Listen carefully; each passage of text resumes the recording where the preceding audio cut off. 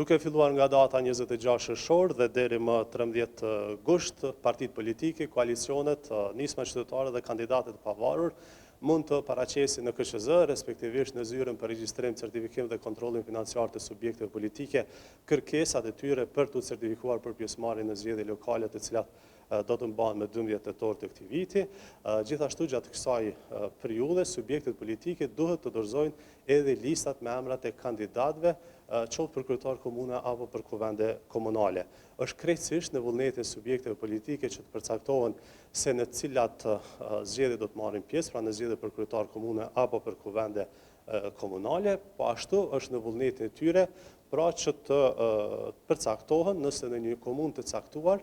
do të marrin pjesë vetëm në zgjedhje për kryetar komune ose për kuvende komunale apo për të dyja së bashku. Përveç kushteve që kërkohet të plotësohen sipas nenit 30 të ligjit për zgjedhjet e përgjithshme, neni 9 paragrafi 2 ligjit për zgjedhjet lokale kërkon që kandidati për kryetar komune të ketë qenë së paku 3 vite banor i komunës në të cilën ai apo ajo është duke garuar për të zgjedhur si kryetari i komunës.